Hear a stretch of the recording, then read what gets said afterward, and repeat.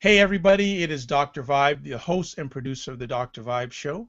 Also, your host and producer of Do You Know What Time It Is, which is a weekly Black men's roundtable where we do commentary on various news stories and news events. And also, you can catch me once a month at the Good Men Project, where I host and co-produce with Marie Roker Jones monthly Google Hangouts for premium members of the Good Men Project. And like we always like to say, you're blessed and highly favored. You're a magnet for miracles and you're a solution for someone's problem. And we have another special guest with us on our show tonight. This lady is doing a very important mission. And Shawn Pagan, who, when I first spoke with her, she was in Puerto Rico, but I don't think she's in Puerto Rico right now. I think she's in New York. But she's going to tell us. But she is one of the two people, the driving forces behind a great documentary that's in the making called Forced into Silence. And it's meant to take an in-depth look at the way we raise our boys and our men. Furthermore, it's meant to take a good look at the victims of rape and domestic violence and how they deal with these types of victimizations. What she's going to be also during this journey that we know is going to come out on film, interviewing experts, lawmakers, and as well as former victims themselves. And she's going to also interview several specialists in the area of raising boys. So we'd like to welcome to our show, Shawn Pagan. How are you? Good, how are you? Blessed, highly favored, magnet for miracles, and a solution for someone's problem. I'd like to thank you so much for taking the time out of your positive, productive schedule to spend with us tonight. Thank you for having me. Excellent. Well, before we get into the main drive of our conversation tonight, can you share a little bit of background about yourself to our audience? Well, I was born in New York. I was raised between New York and Puerto Rico, and I traveled a lot around, not only both the mainland and Puerto Rico because it is a commonwealth of the U.S. I also traveled around Europe and so on. I studied criminology when I went to college. And then after like about a decade in the legal field, I went into journalism, and I've been working as a freelance journalist for the last 5 years, as well as having steady office positions at the United Nations, where I became a human rights violations correspondent. And I've written a series of femicide or gender-based violence articles, and it's been a very long, interesting ride. And now I want to make the crossover into filmmaking by making this very important documentary that looks into domestic violence towards men. Excellent. You shared that it sounds like when you were growing up you had interest in a number of different things. Yes. Where did you, from what I understand, and correct me if I'm wrong, you were studying criminology and you made a turn into journalism. How did that happen? Well, I've always been a writer. I believe I've had an insatiable passion of writing anything, stories, articles. My first short story I wrote, didn't publish, just wrote it. You still have 13 years old. I still have it, yes. And what's the title? It's called Lost in the City. Okay. It's a story about crime and overcoming crime to have a better life. I was 13 years old when I wrote this. It's like 10 pages long. Nice, nice. So you've always been a writer, but you were in criminology. You turned to journalism. Why that turn? I thought criminology was, although it was a really good field to help people, because that's one of the things that I always wanted to do. I've always wanted to help people. I felt that criminology was limiting me to a certain demographic, and I wanted to reach out to more people.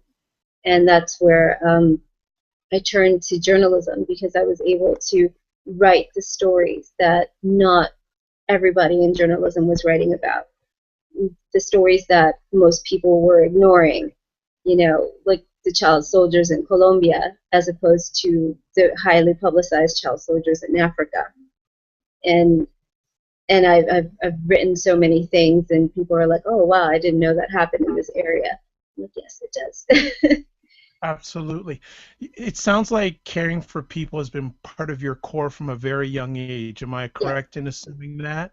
Yes. Where did you get that from? Was it something your family displayed, your mother, your father, relatives? Where did this sense of care become Well, part? Where did the foundation come from your core?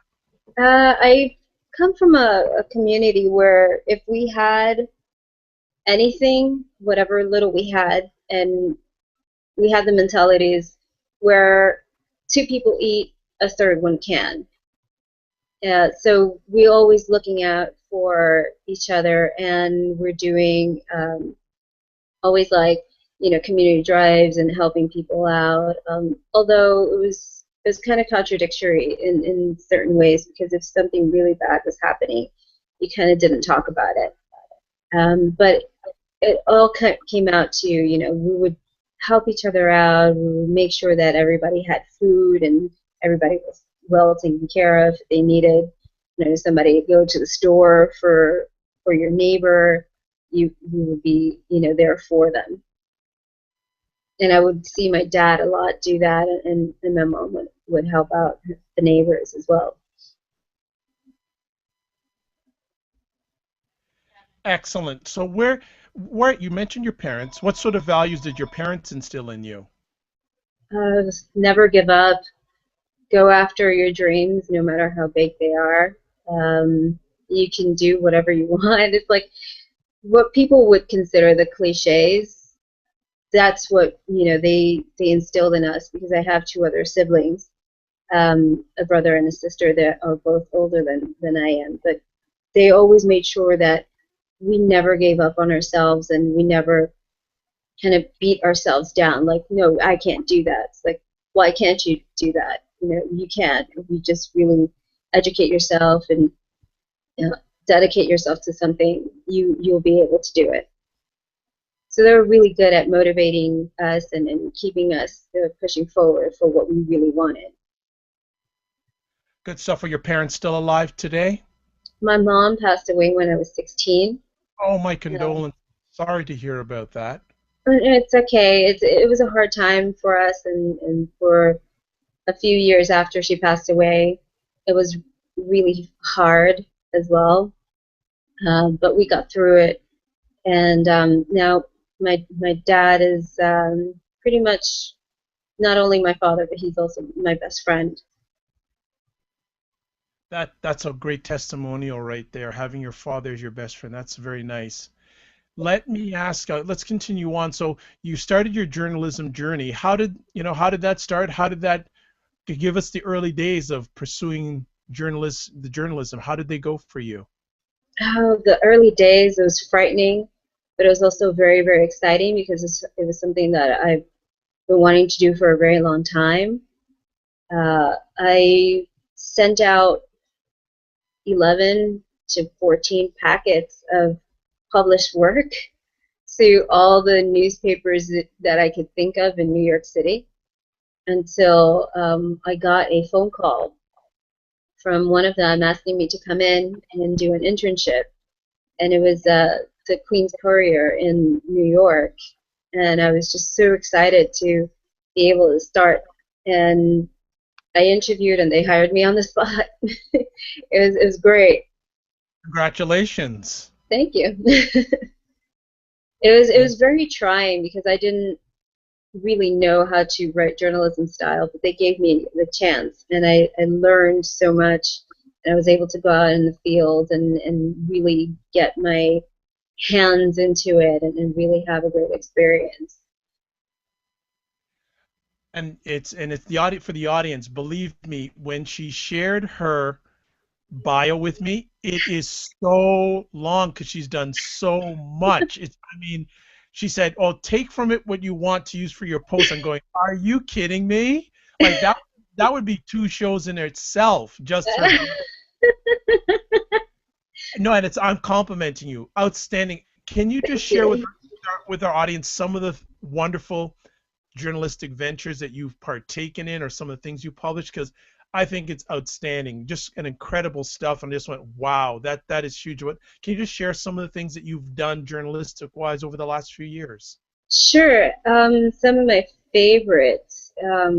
At the beginning, like for the local newspapers in New York City, I was working for the Home Reporter and Sunset News, and I was assigned to do this story on a food bank place that was going to close because it was lacking funds. So I went over there and I did a story, and they were able to get donations and not close their food bank. And I was really excited about that because it was locally driven. That was one of my favorite pieces. Oh, wow. The first piece that I did on human rights violations, which came, I interviewed a few people from the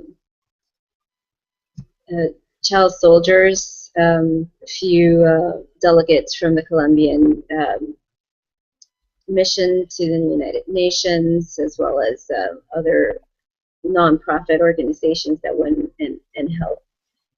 Save the Children Foundation. That was very exciting because it was a step above anything that I had done before.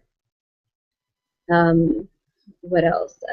That was like my first huge piece on it, and I had already published a few articles on domestic violence at a local basis.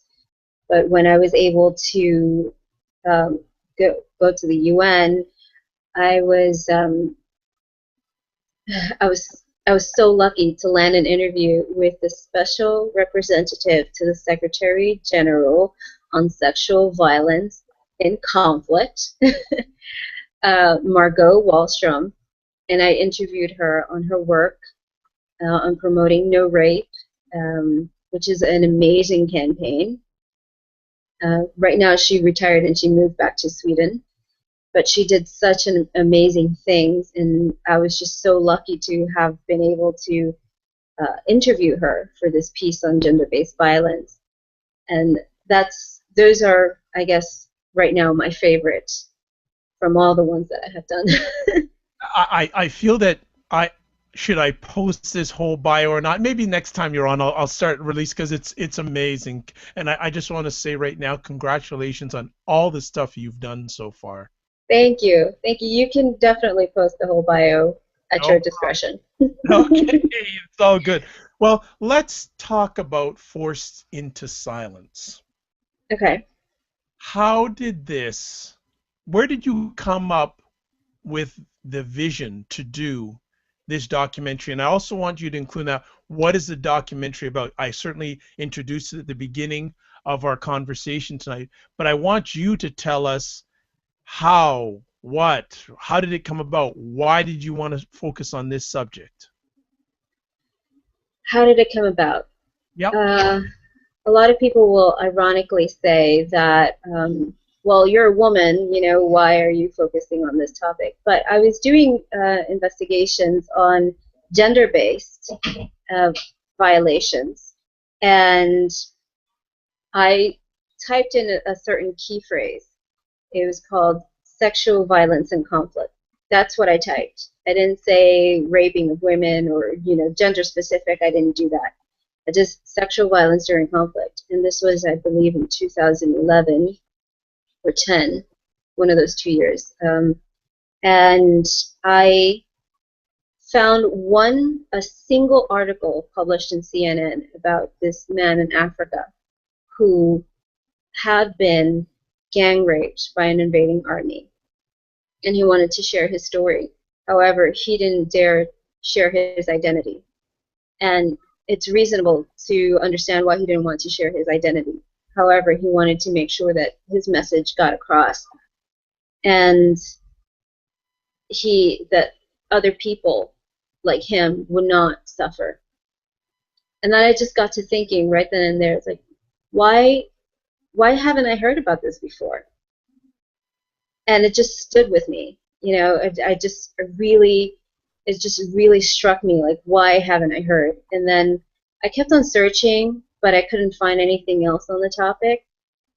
it was until like 2 years later that I found more information of that particular, uh, interest, I guess.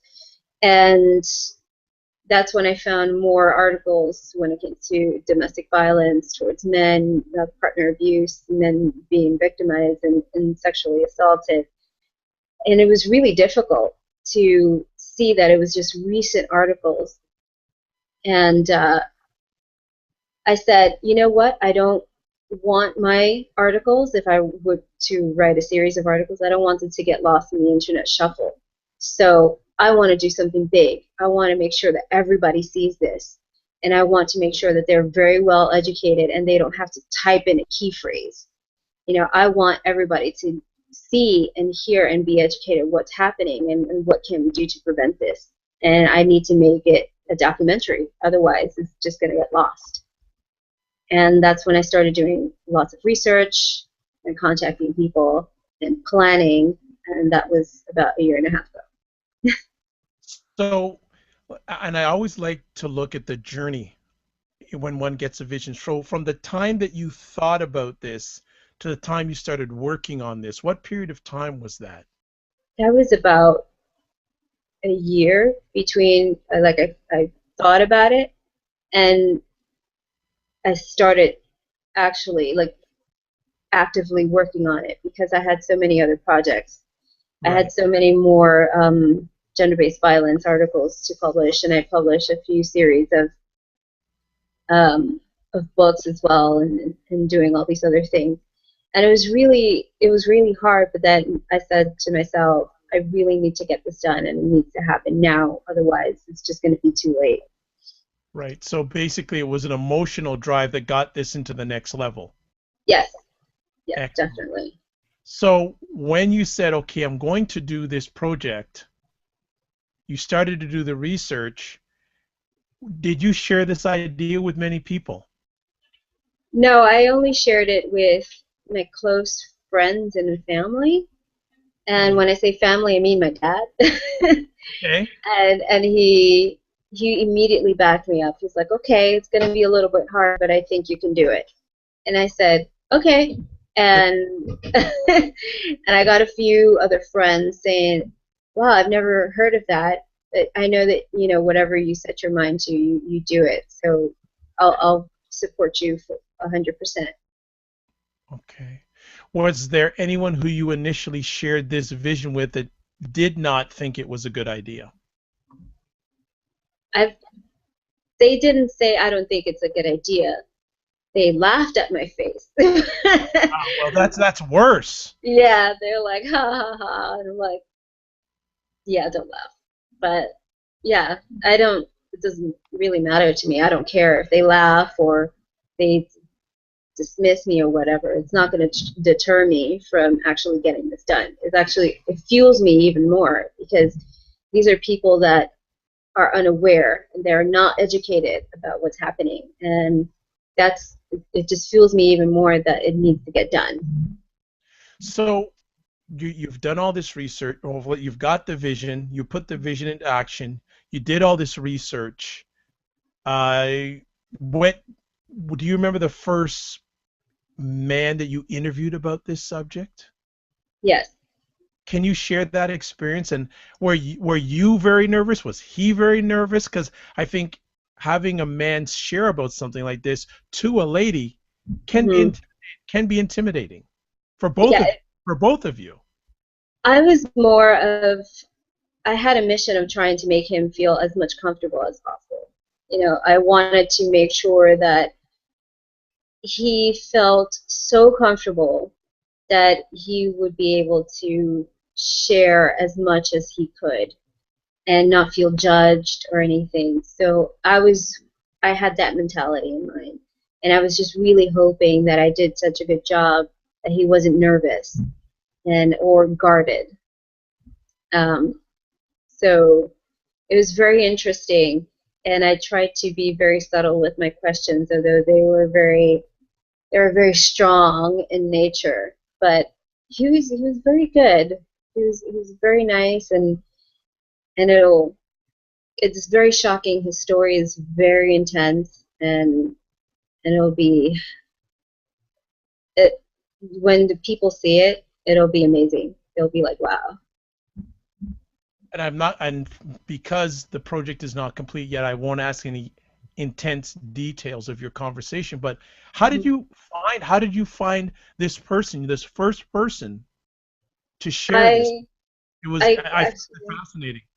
yeah, I did cold calls. I contacted a few um, counselors, and I said, I'm a journalist and I'm doing a documentary on this specific topic. Do you think you have a person that might want to share their story?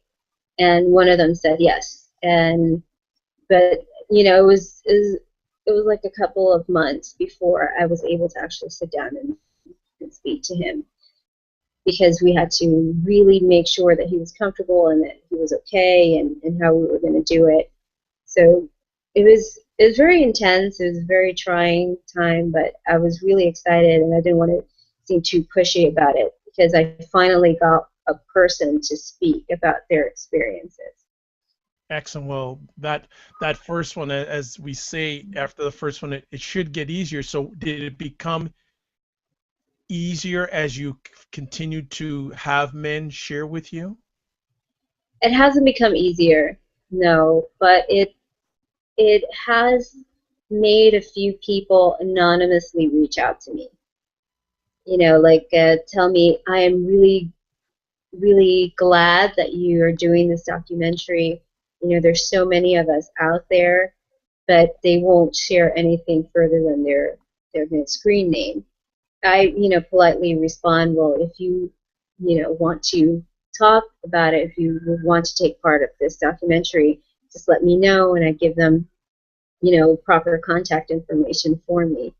Give them, it's really up to their comfortable level.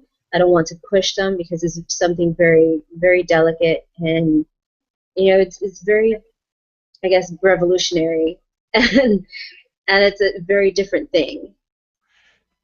There's so many different conversation pieces going on in my mind, but one of the things, did you did you realize, I guess, the when you started to do this vision and journey, you knew it was going to be challenging. Has it been less challenging, more No, or more challenging than you thought it would be initially? I think it's been about what I predicted. I don't want to sound like I'm psychic or anything, but I knew it was going to be hard. I knew it was going to be an uphill battle, and so far it's been proven to be just that. Um, but I got myself ready. I got my gear ready. I got everything ready, and I'm like, we're going to do this. We're going to climb this mountain, and we're going to make sure that everybody knows. Can you just share what some of those uphill battles continue to be? Well, to get people to open up about their experiences, that's one. Um, to get some lawyers to talk about, you know, their clientele at an anonymous way. Like, how many people in have they, defended when it comes to partner abuse. How many people, and what's the statistics according to their, office intake, and what have they really done in order to help these individuals when it comes to the legal aspect of, not only partner abuse but also sexual abuse and rape and so on, and not focusing on the perpetrator but the number of victims that are male. It's very interesting, because they say, well, we can't disclose that. I'm like, I'm asking you to do it in an anonymous way. I'm not asking for the names or anything. Just give me an overall average number or something. But they still like, well, men really rarely go through those things. Yeah, exactly. What are some of the misconceptions you'd like to share with our audience when it comes to men and young and boys being sexually, no, well, just be in this subject. What are some of the misconceptions that you'd like to share with our audience that you're hearing and that are not true that you hear? Or with the men that you're having share with you, what sort of things are they sharing with you that they don't feel comfortable sharing in a wide audience, but what they're sharing with you? I guess the common misconception is that a woman cannot rape a man. That is the most common misconception that I've been encountering, because when people say rape, they think of the violent type of rape, like the overpowering type of attack. And there are so many different types of rape. If you don't consent to a sexual encounter, you are essentially being assaulted sexually.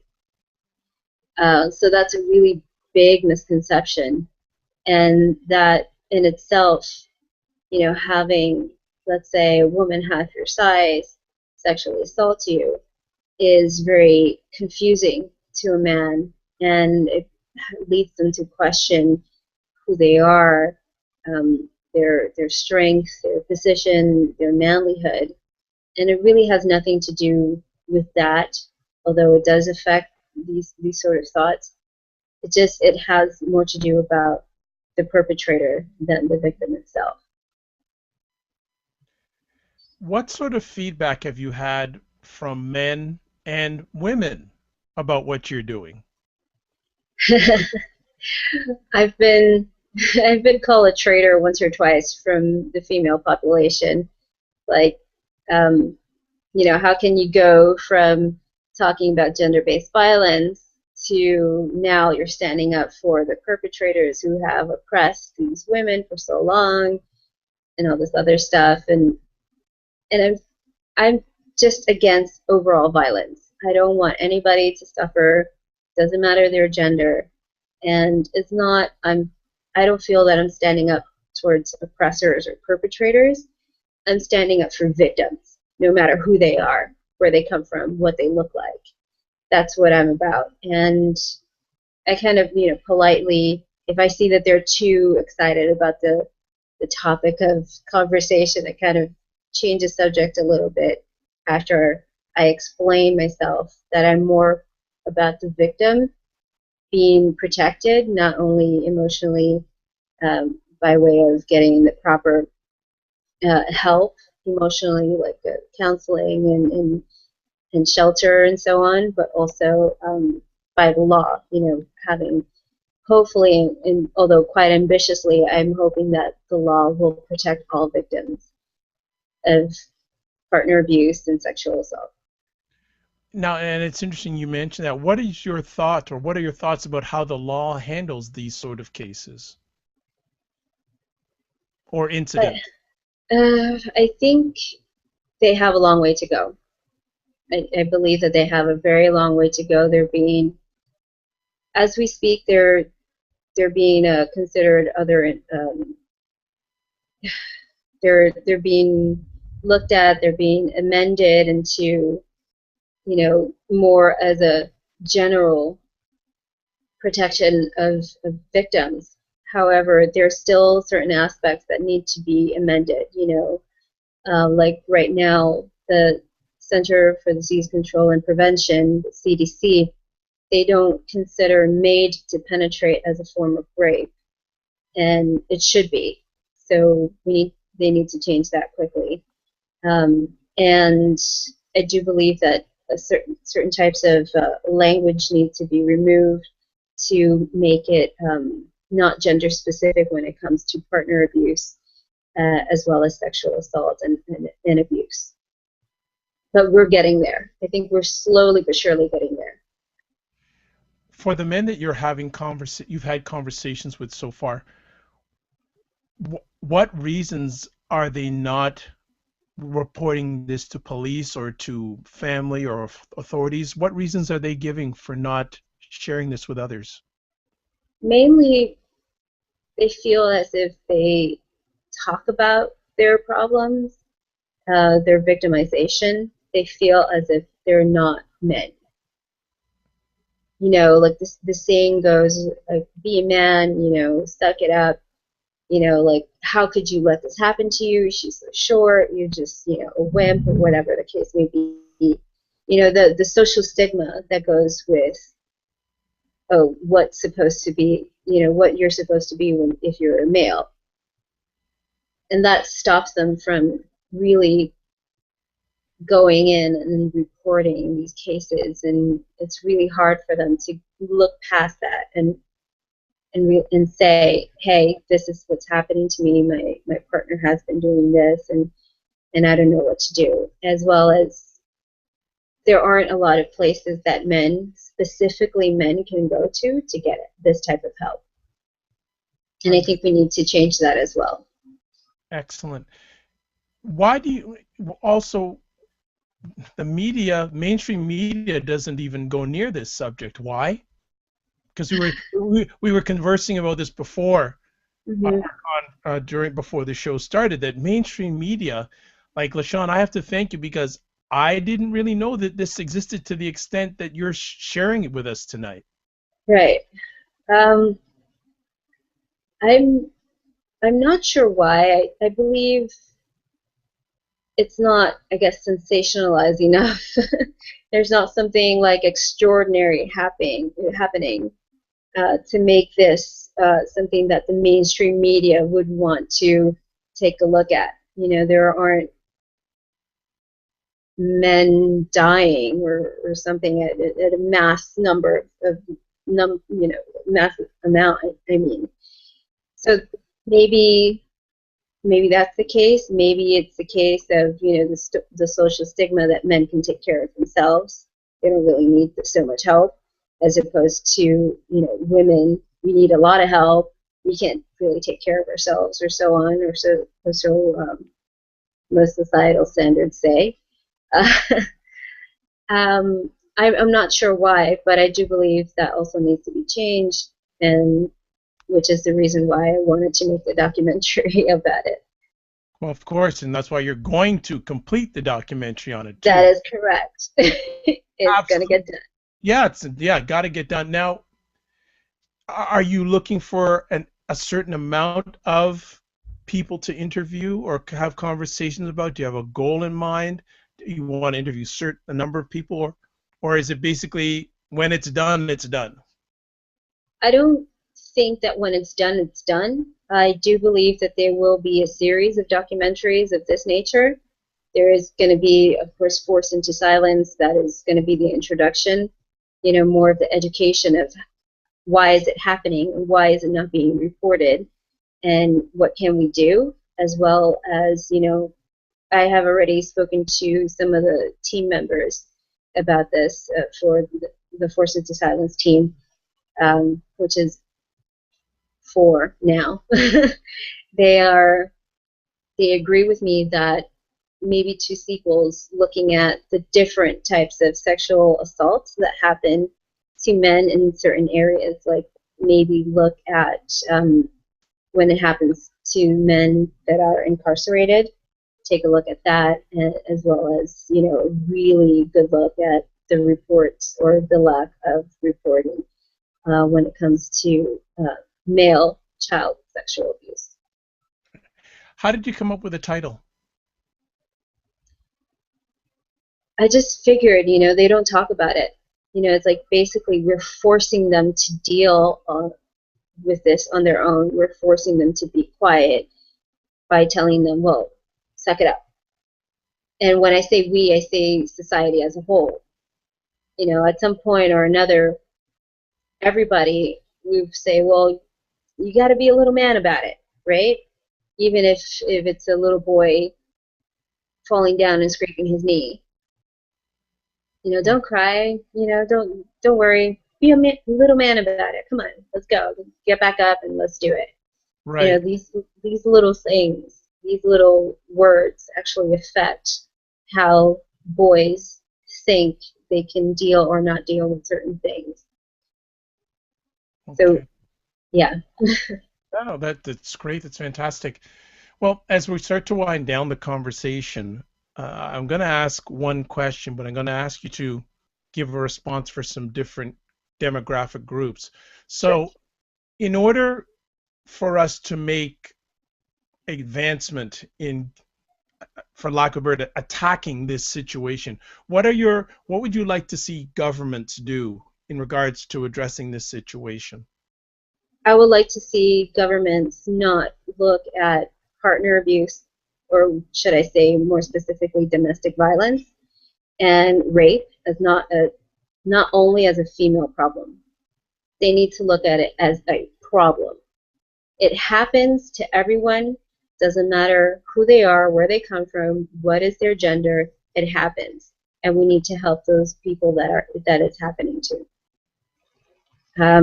I need, well, not I need personally, but we would need for our police forces to be educated on how to deal with like victims of domestic violence as well as victims of sexual abuse and rape and so on, not by gender, and deal with them as, this is a person that has suffered immensely, not just immediately judge them because of who they are or gender-wise.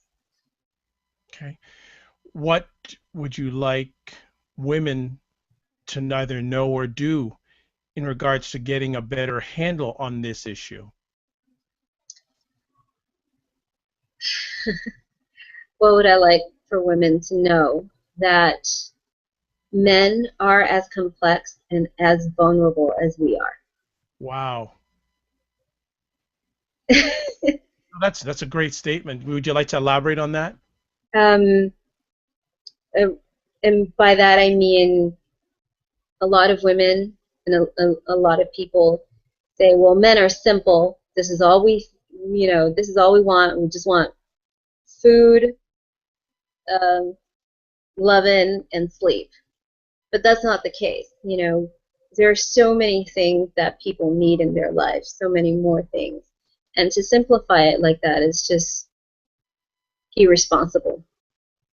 And we need to make sure that men aren't just, these, what has been stigmatized as like animals, that's all they want. No, they're very complex human beings, very emotional human beings, and we need to understand that, and we need to embrace that, because that's what makes us human, that's what makes us people, and that's what makes us wonderful, amazing people that are able to evolve. And we need to realize that as women, and we need to accept that, and that way we can help each other grow further and have a stronger society. What would I like women to do? To support these men that are going through all the problems, instead of, blaming them for everything. Yeah, they're going through emotional issues, but try to understand, try to work with them. Give them support, just like the same support that you're asking from them, give it to them. Okay. And then finally, two different groups of men. The men who haven't experienced this, and also the men that have experienced this. Mm-hmm. Oh, I'm sorry. What's the question? Really? Well, just what do men who haven't experienced this need to know about this subject? And then about the men that have experienced this, what would you like to share with them, words of encouragement? Okay. For the men who haven't experienced this, do not make a biased opinion before educating yourself on the subject matter. Really know the issue inside out before you state any sort of opinion. For the men who have gone through these things, you're not alone. There are people out there that can help you. Just because you went through a really hard time, a difficult time in your life, just because you were victimized at some point or another, or several points in your life, that doesn't make you less of a person, and it certainly does not make you less of a man. You are very brave and you're very courageous, and you will be more so as soon as you take that guilt and that burden that you have within and you let it free by talking about it. Excellent. That's good stuff. Well, before we let you go, a few things. Where does Force into Silence need help? What's the next step? How can people help the Force into Silence documentary become reality? Sharing sharing our GoFundMe page. We have a fundraising page where we're accepting donations, little, small. If you cannot donate monetarily, just share it with your friends. Maybe you never know who can give some money or who can say, hey, I want to be a part of this documentary. They can reach out to us and we can work something out. It's very important. It will not stop production. It will just make it that much shorter. Right. So, yeah, it's very important for us to get funding because there's a lot of traveling involved. Because of the nature of the topic, it's very rare to find large organizations that are helping men in these cases. So, yeah, we need lots of funding, and everything is explained thoroughly in the GoFundMe page, and whoever posts any questions or anything, I will personally answer. Excellent. And if people want to contact you outside of the GoFundMe page, is there any way they can catch you on Twitter or Google Plus, anything like that? Yes, my Twitter handle is at Shawn Pagan, and the same, it's basically just my name all over. So Twitter, Facebook. I also have a news blog dedicated solely for the production process. It's forcedintosilence.wordpress.com. That'll send you the link, and that's where people can go ahead and contact me without a problem, and I'll personally answer any question that they have. Well, LaShawn, one other thing, and when we first conversed, I asked you this, and I want you to share with the audience. What does LaShawn mean? LaShawn means blessed by the hand of the Lord. Wonderful. Well, you know what? That's where we will end our conversation. LaShawn Pagan, and she just been wonderful, wonderful smile. She said she was going to smile, so she was been smiling. Look at those. Look at that. Smiling throughout.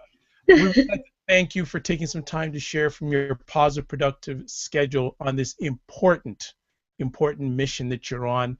And please feel free to come back on the show anytime. The mic and the camera are always open. Thank you for having me.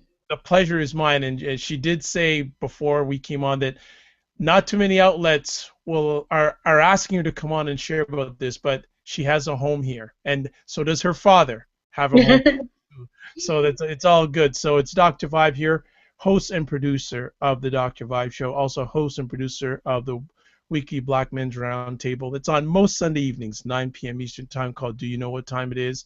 Also host and co-producer of monthly Google Hangouts at the Good Men Project, one of the most viewed sites in the world, for men, averaging about 50 million page views a month, and they're also averaging about 3 million unique visitors a month. As always, you're blessed and highly favored. You're a magnet for miracles and you're a solution for someone's problem. God bless, peace be well, and keep the faith. Bye-bye.